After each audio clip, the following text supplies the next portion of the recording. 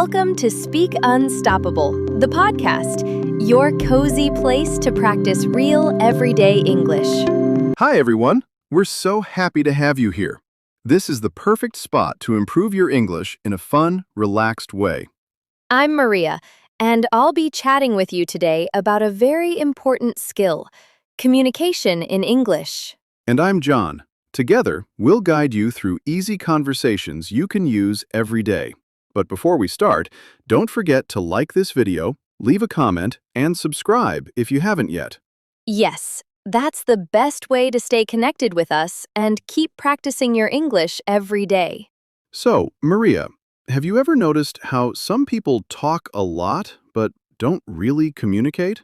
Oh, yes, that happens all the time. You know, someone says many words, but you're not sure they actually mean anything. Exactly.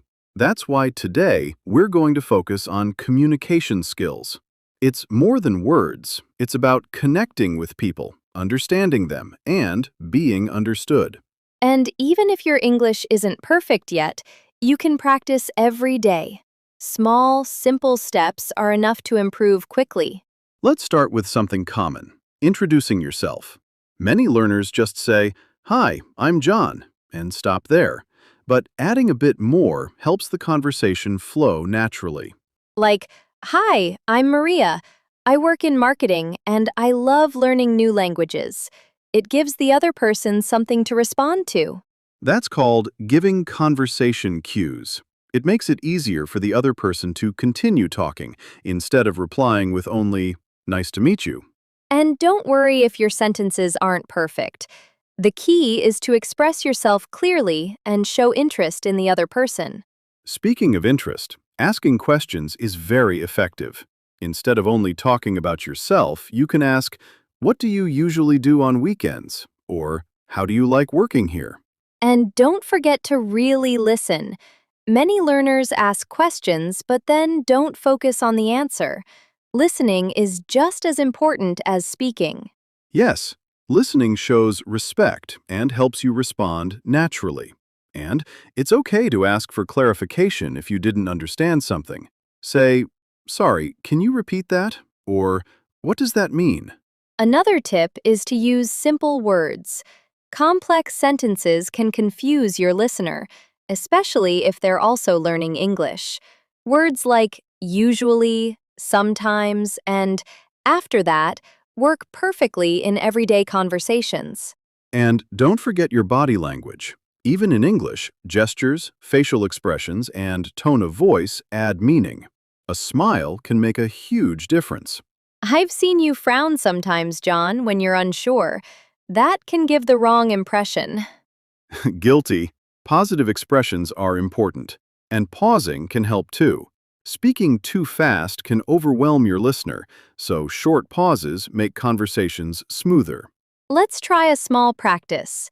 Imagine we're at work, talking about our routines. You can start with, "I usually wake up at 7 a.m., and after that, I have breakfast." Okay. I usually wake up at 7 a.m., and after that, I check my emails and plan my day. Perfect. I can respond with, "Oh, I usually wake up at 6:30 a.m., and after that, I go for a short walk before work." Notice how we used usually and after that. Small words like these structure your sentences naturally. Yes, you can use these words in many conversations, not just daily routines. For example, after that, I go shopping. Or, I usually drink coffee in the morning. And adding a question keeps it interactive. What about you? What do you usually do in the morning?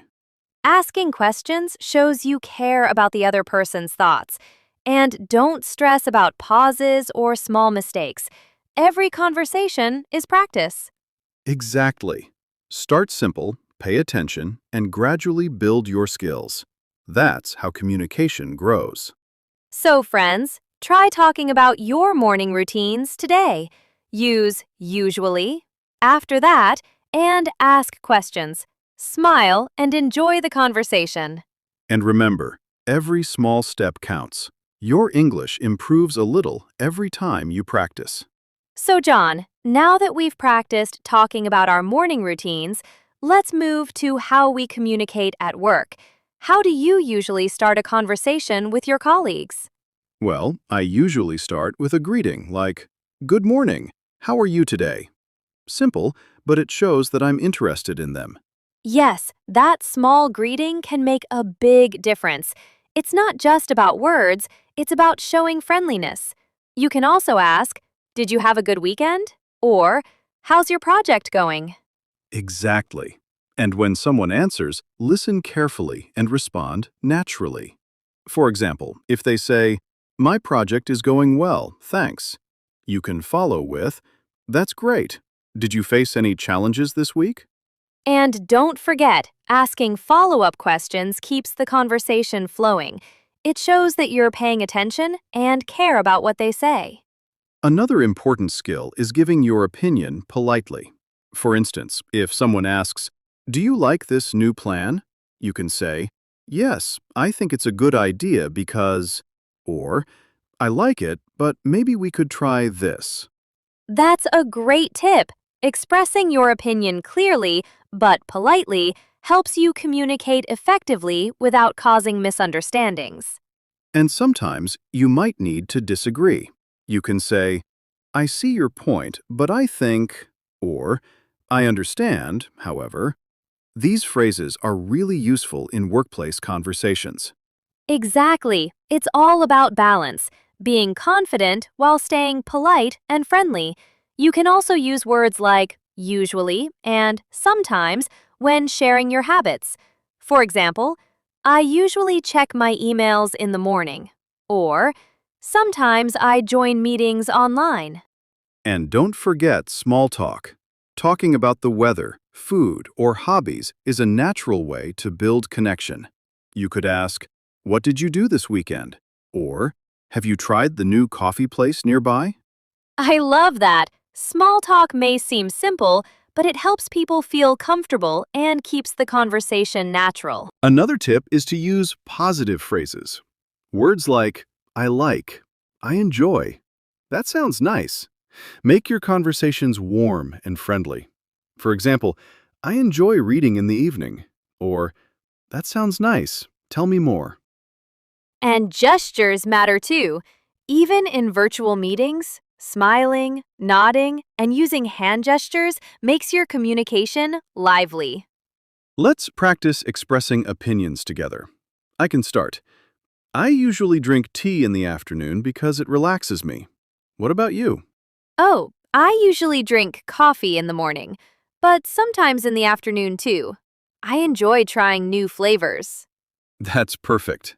And notice how we used usually, sometimes, and enjoy. Small words make your sentences clear and natural. And don't forget to ask questions back. Communication is a two-way process. For example, "Do you like coffee or tea more?" Yes, questions make the conversation interactive. And remember, it's okay to pause and think. No need to rush.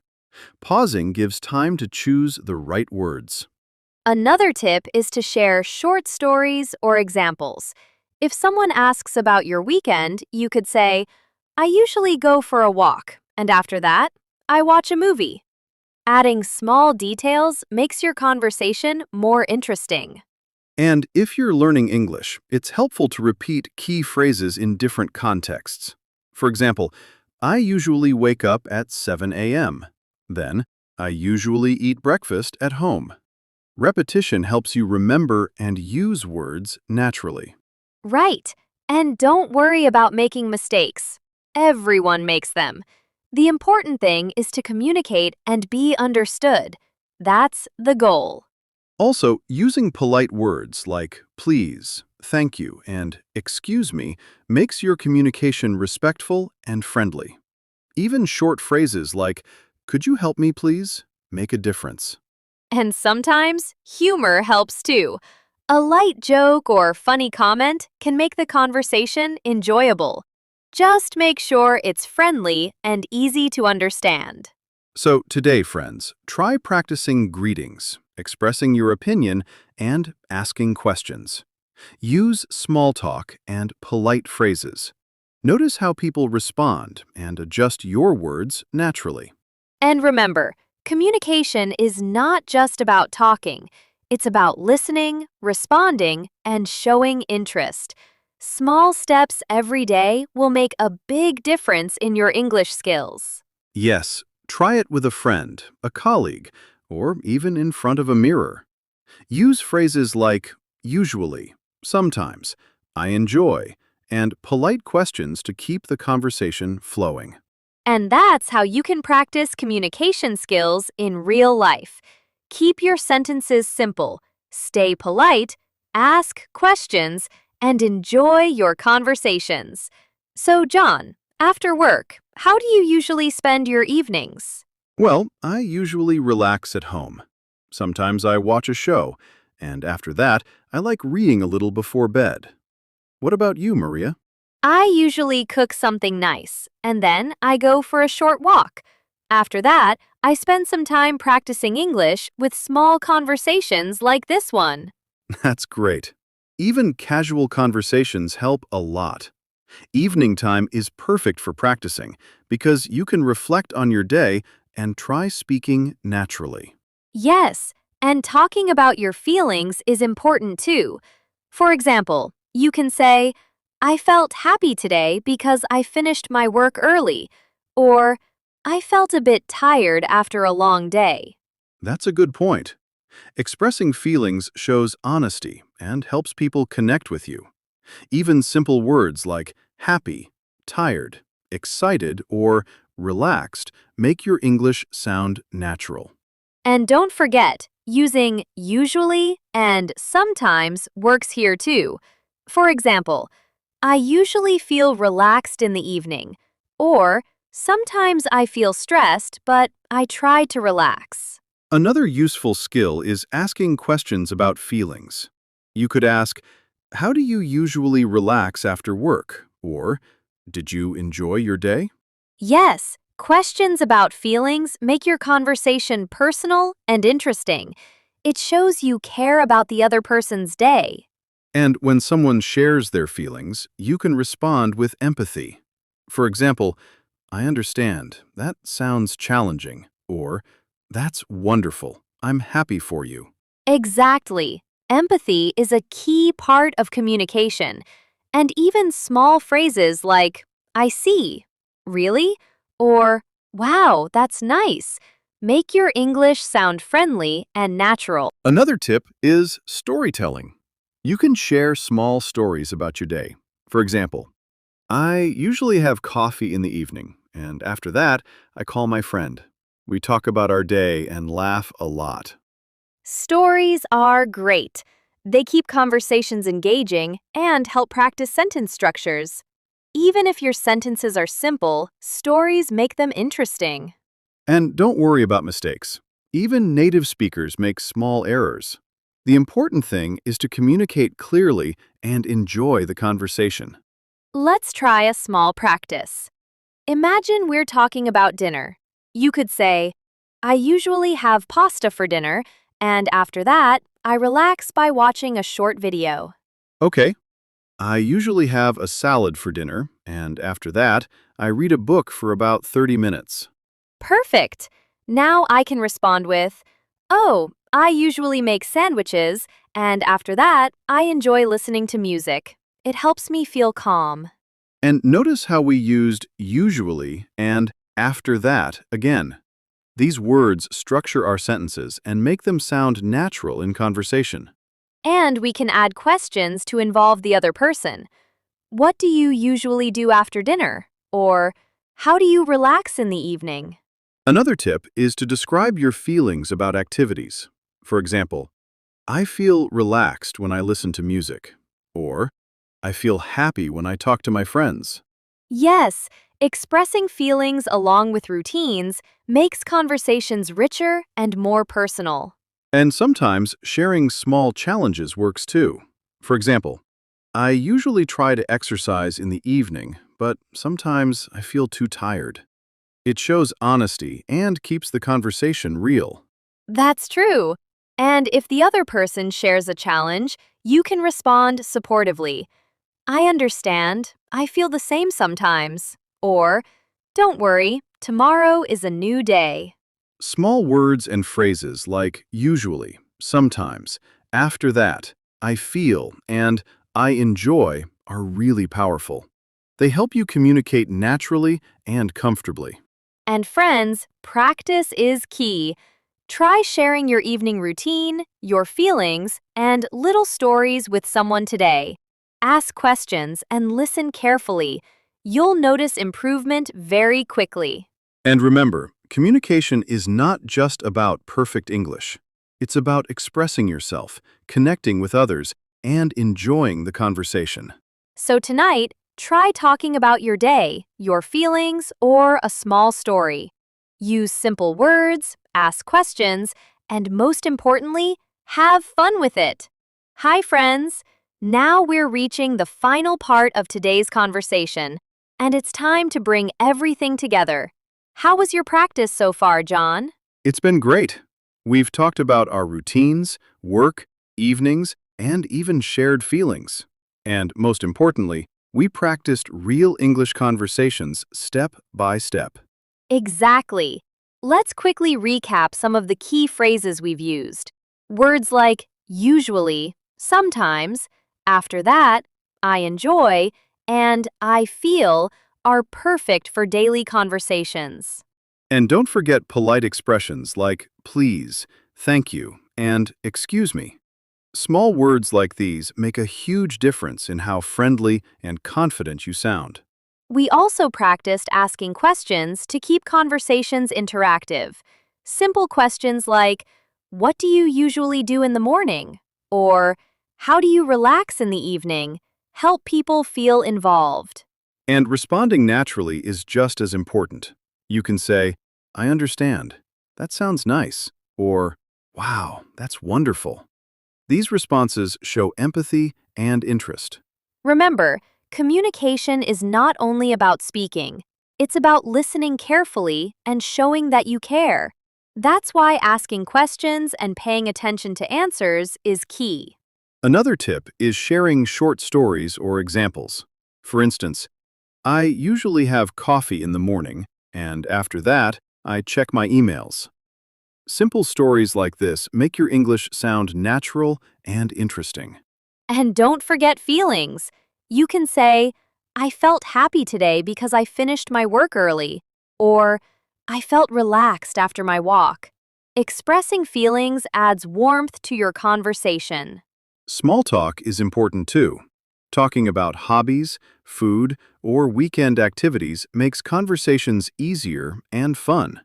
For example, I usually play tennis on weekends, or sometimes I watch movies in the evening. And gestures, tone, and a smile can enhance your communication.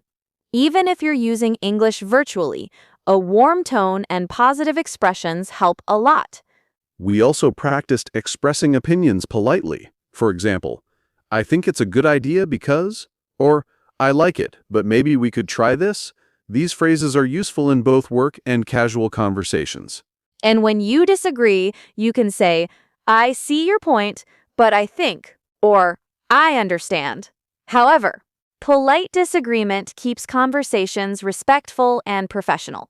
So friends, the key takeaways from today are use simple words, ask questions, share stories, express feelings, and respond naturally. Small steps every day will make you confident in English. Now it's your turn. We'd love to hear from you. What's your favorite way to practice English conversations? Do you talk about routines, work, feelings, or small stories? Please share your answer in the comments below. We read every single comment and love learning about your experiences. And remember, practice is more important than perfection. It's okay to make mistakes. Every conversation is an opportunity to improve. Yes, and don't forget to like this video, subscribe to Speak Unstoppable, and hit the notification bell so you never miss a chance to practice English with us. We're always here to help you grow your English skills. Keep practicing, stay positive, and most importantly, enjoy your conversations every day. So, friends, today we practiced greetings routines, work conversations, expressing opinions, sharing feelings, and small stories. Use the words and phrases we discussed and try them in your own life. And remember, communication is about connection, not perfection. Speak naturally, listen carefully, and show interest. That's the real skill. We hope today's practice helps you feel more confident in your English conversations. Keep talking, keep asking questions, and keep sharing your experiences. Thank you for spending time with us today. Keep practicing, stay motivated, and remember, every conversation is a step forward. That's right. See you in the next episode of Speak Unstoppable, the podcast. Keep learning, keep growing, and keep enjoying English.